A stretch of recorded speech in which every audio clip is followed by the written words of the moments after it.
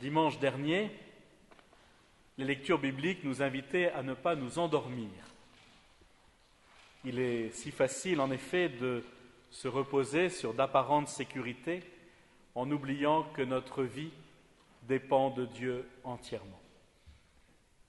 Aujourd'hui, la liturgie nous donne un enseignement très proche en nous transmettant la consigne spirituelle du Seigneur que nous pourrions résumer en une formule: veiller dans la foi. Veiller, être attentif, se tenir prêt. Voilà l'attitude du chrétien. Chaque événement que Dieu permet doit nous trouver disponibles, prêts à lâcher ce que nous faisons pour accomplir la volonté de Dieu au moment même où elle nous est manifestée. Quel esprit de foi cela demande, quelle générosité cela réclame.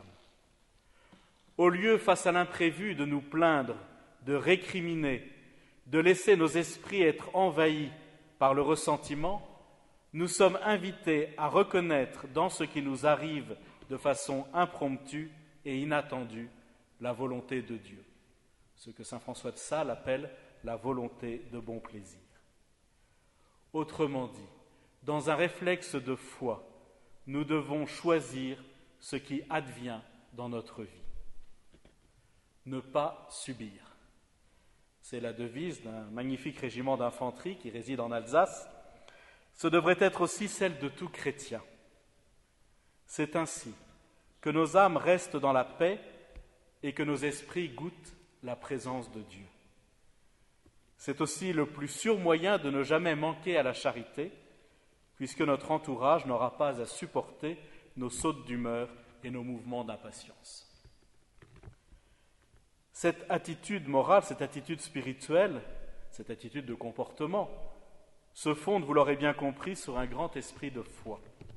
Rien de ce qui m'arrive n'échappe à la toute-puissance et à la bienveillance de Dieu. Saint Jean de la Croix, en but à la contradiction, voire à la persécution, écrivait à une de ses dirigées: « Les hommes se trompent parfois, Dieu jamais, il nous aime. » Autrement dit, je puis toujours compter sur sa grâce pour affronter telle difficulté, pour assumer telle responsabilité, pour accueillir telle souffrance. Je suis sûr que le Seigneur permet cela pour me faire grandir, pour me faire avancer sur le chemin de la sainteté, pour me conformer un peu plus à son Fils, le Christ Jésus, mon Sauveur et mon frère. C'est là le chemin de la paix véritable, c'est là la voie de la liberté authentique. La lettre aux Hébreux nous présente tous les justes de l'Ancien Testament comme ceux qui se sont tenus prêts en veillant dans la foi. Ainsi, notre père Abraham, à qui Dieu s'est adressé, laissant tout, il a abandonné sa patrie et sa famille, tout un ensemble de personnes et de choses qu'il connaissait, qu'il appréciait et qu'il aimait. Il était arrivé à un âge avancé et il avait donc atteint une période de la vie où les changements brusques ne disent plus rien. Et pourtant, il a laissé une existence sans doute bien réglée et bien organisée sur un simple mot de Dieu. « Pars vers le pays que je te montrerai, marche en ma présence. » Il ne savait pas où il allait, nous dit l'Épître aux Hébreux, mais il savait en présence de qui il marchait. C'est cela, la foi. Marcher en présence de Dieu pour atteindre la terre promise, la patrie céleste. Et nous avons reçu beaucoup plus qu'Abraham, que Sarah, Isaac ou Jacob.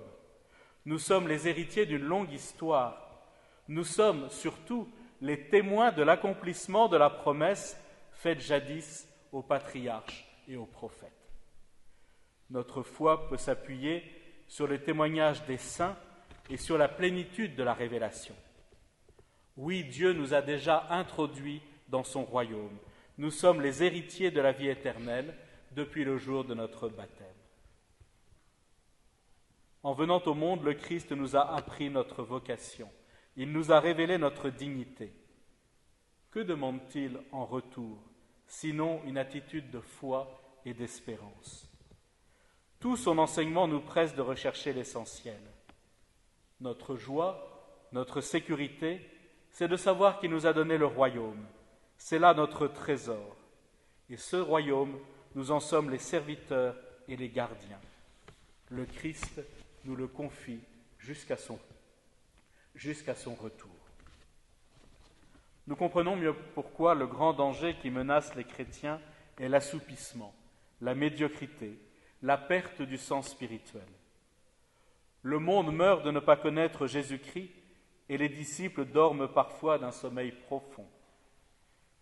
Les loups voraces, les voleurs, sont à la porte. Pire encore, ils se sont déjà rendus maîtres de la place en bien des endroits. Mais qui sont les vrais coupables? Ceux qui n'ont jamais entendu la parole de Dieu ou ceux qui, l'ayant entendue, n'en font aucun cas? Bien, chers frères, pardonnez la brusquerie de mon propos, mais je ne fais que gloser l'évangile de ce jour. Nous sommes de ceux qui ont beaucoup reçu. Nous devons donc nous attendre à ce que Dieu nous réclame davantage encore. Le temps nous est accordé pour nous tenir éveillés dans la nuit du monde, priant et intercédant pour tous nos frères les hommes. Le temps nous est donné pour travailler au royaume de Dieu. Le temps nous est donné pour aimer et témoigner. Le temps nous est donné pour construire et pour transmettre ce que nous avons nous-mêmes reçu. Le temps nous est donné pour servir et pour lutter. Il ne nous est pas donné ce temps pour dormir ou pour bâiller aux corneilles, pour perdre notre temps en de futiles activités. C'est exactement ce que le pape François a rappelé aux jeunes réunis il y a une semaine autour de lui à Cracovie. Le mois d'août est le grand mois des saints. Il suffit de reprendre notre calendrier liturgique. Avec la solennité de l'Assomption que nous fêterons dans 8 jours, quel exemple nous est proposé, quel encouragement nous est donné, quelle espérance nous est prodiguée. La Vierge Marie est le modèle de la foi, elle qui a cru à la parole qui lui a été dite de la part du Seigneur. Elle est celle qui a veillé dans les moments les plus douloureux et les plus déconcertants. Elle a été la fidèle servante du Seigneur, l'intendante, remplie de zèle et de confiance, à qui Dieu a confié la charge de tous ses biens, selon la promesse même du Seigneur que nous venons d'entendre. Et si maintenant nous reprenons la vie de chacun des saints que compte le mois d'août, nous reconnaîtrons les mêmes traits, malgré la grande diversité des vocations. Tous ont en commun d'avoir travaillé au royaume en veillant dans la foi. Nous sommes ici en ce dimanche pour faire mémoire des merveilles du Seigneur. Aujourd'hui encore, nous bénéficions de la grâce du salut. Le don de Dieu se renouvelle en nos cœurs et renouvelle nos vies. Au moment où nous nous apprêtons sans doute à recommencer une nouvelle année d'activité, prenons donc la résolution d'être plus attentifs à la parole de Dieu, plus prompts à répondre présent chaque fois que nous serons sollicités pour une aide ou un service, plus dévoués enfin à la cause de l'Évangile.